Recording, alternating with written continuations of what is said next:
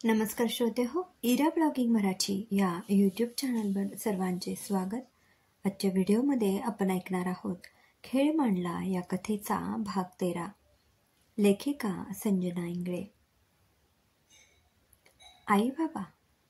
प्रमिलाच्या अंगणातून दोघींनी आईबाबांची गाडी मामाच्या दारात उभी पाहिली. आरोहीच्या अंगावर काटाच आला. आईबाबांना माझी ही अवस्था समजली तर काय होईल? तिकडे मामी एकटी आईबाबांशी बोलत होती. ताई, अचानक कसं काय? फोन केला असता ना यायच्या आधी. तू कधीपासून शहरातल्या माणसांसारखं बोलायला लागली?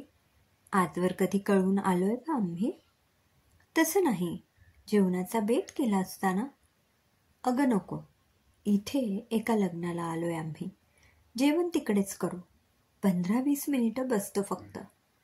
चहा टाक तेवढा. आणि आरोही कुठे? बोलाव तिला. मामी निरुत्तर झाली. पटकन आत चहा टाकायला गेली. प्रमिलाला परिस्थिती समजली. तिने आरोहीला एक खाट टाकली आणि तिथे झोपायला लावलं. हे बघ, अंगभर ही शाल ओढ. आई इकडे आली तरी अंगावरून काढू नकोस. अगं पण. प्रमिला आरोहीला शालीत गुंडाळून मामीकडे जाते. मावशी, अहो काढा बनवला का? आरोहीचं ताप काही उतरत नाहीये. ताप? काय ग, मला सांगितलं नाहीस? अहो मावशी, आत्ता एकदम अचानक तिला थंडी भरली म्हणून. मामी धावत बाहेर आली. काय करावं तिला सुचेना. कुठे आहे ती? माझ्या घरी. तिला बरं नाही आणि तुझ्या घरी काय करते? कुठे बघू? आई बाबा दोघे प्रमिलाच्या घरी जातात. आरोही शाल ओढून पाय दुमडून एका काणीवर झोपलेली असते. काय ग, इथे का झोपलीये? मावशी, अहो मामीला शेतीच्या कामांसाठी बाहेर जावं लागतं. आरोहीकडे लक्ष द्यायला हवं ना कुणीतरी. इतक्यात मामा घरी येतो. झालेला प्रकार बहिणीला समजला की काय याची त्याला भीती असते. प्रमिला मामाच्या चेहऱ्यावरचा ताण ओळखते आणि म्हणते, काका, डॉक्टरांना फोन केला ना? हां, हो. आई आरोही जवळ जाते. तिच्या कपाळावर हात ठेवून बघते. तोच प्रमिला तिच्या कपाळावर हात ठेवून म्हणते, माझ्याकडे एक औषध होतं, त्याने बराच फरक पडला बघ. आई हात मागे घेते. दादा, अरे मला कळवलं नाहीस तू की आरोही आजारी आहे ते? आणि तुम्हा सर्वांची धावपळ होते. मी आरोहीला घेऊन जाते माझ्यासोबत. एकतर ती आधीच आजारी आहे आणि त्यात. नको, तिला राहू द्या इथेच. निदान अजून 4 महिने तरी. अजून 4 महिने? का? मामी बोलून गेली, पण याचं उत्तर तिला मिळेना. अशा वेळी प्रमिला पुढे येऊन बोलू लागली. काकू, अहो 4 महिन्यांनी इथे खंडोबाची जत्रा आहे मोठी. म्हटलं आरोहीला एकदा दाखवावी ती जत्रा. पण मला तिला इथे ठेवणे योग्य वाटत नाही. चेहरा बघा तिचा कसा सुजलाय, एखाद्या पोटुशाबाईसारखा. हे ऐकून आरोही गुंडाळलेली शाल अजून घट्ट गुंडाळते. मामा मामी प्रमिला एकमेकांकडे घाबरून बघू लागतात. ताई, तुम्ही लग्नाला जाऊन या. तिला राहू द्या इथे. तसं काही वाटलंच तर कळू आम्ही. मग खुशाल तिला घेऊन जा. नको, मी आत्ताच नेणार तिला. माझ्यासाठी नाही, पण तुमची धावपळ नको. ताई, 10 वर्ष झाली आम्हाला मूल नाही. बाळासाठी असलेल्या आम्हाला पुत्रचूक काय असतं हे गेले काही महिने अनुभवायला मिळतंय आणि तुम्ही त्याला धावपळ म्हणता. मामीचा रोग आरोहीच्या पोटात वाढणाऱ्या बाळाकडे होता, पण आईला ते आरोहीबाबत म्हटलेलं वाटलं. आईला गलबलून आलं. दादा बहिणीने पुत्रक असल्याचं दुःख आणि आरोहीचा त्यांना मिळत असणारा सहवास आईला जाणवू लागला. आई आपला हट्ट सोडते. आरोहीकडे प्रेमाने एकदा बघते.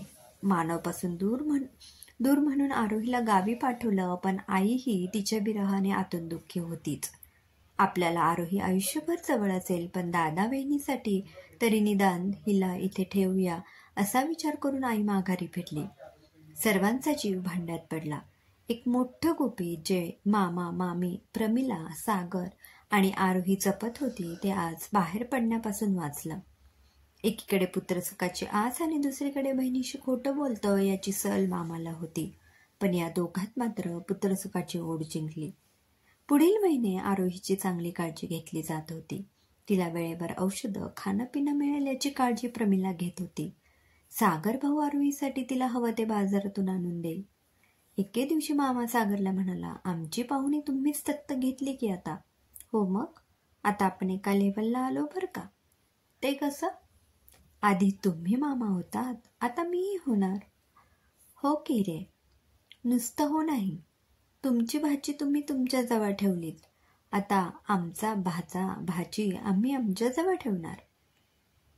हे मात्र चुकीचं आहे राव.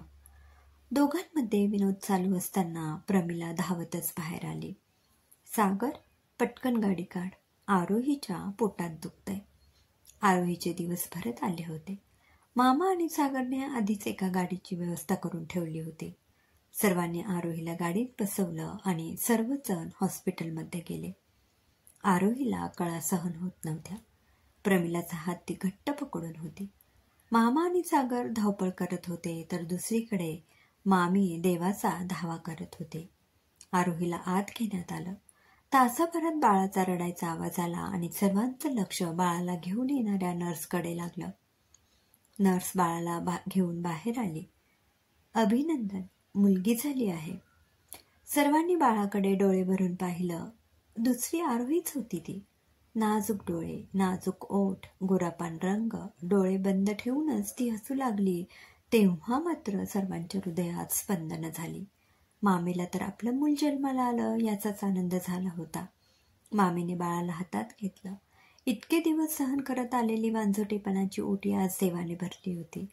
बाळाला कुठे ठेवू आणि कुठे नको असं मामीला झालं. 4 दिवस हॉस्पिटलमध्ये थांबल्यानंतर सर्वजण घरी आले. मामीने बाळबाळंतिणीची पूर्ण सोय केली होती. प्रमिला पूर्ण वेळ आरोहीकडे होती.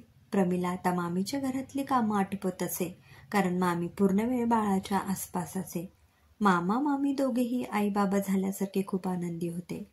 हा आनंद प्रमिलाने त्यांच्या चेहऱ्यावर पहिल्यांदाच बघितला होता. आरोही बाळंतपणाच्या दुखण्यातून वर येत होती.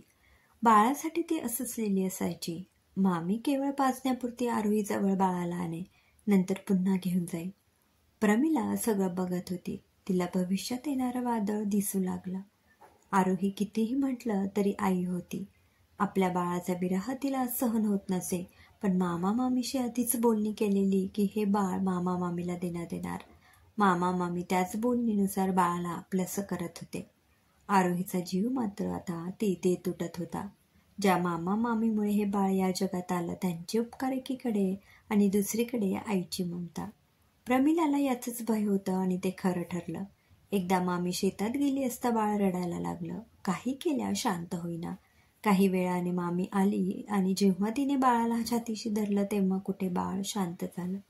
आरोहीच्या हृदयात एकच कळ उठली. आपलं बाळ आपल्याला नाही तर मामीलाच आई मानत आहे. क्रमशः. श्रोते हो, कसा वाटला कथेचा हा भाग कमेंटमध्ये नक्की कळवा. पुन्हा भेटूया पुढील भागात. धन्यवाद.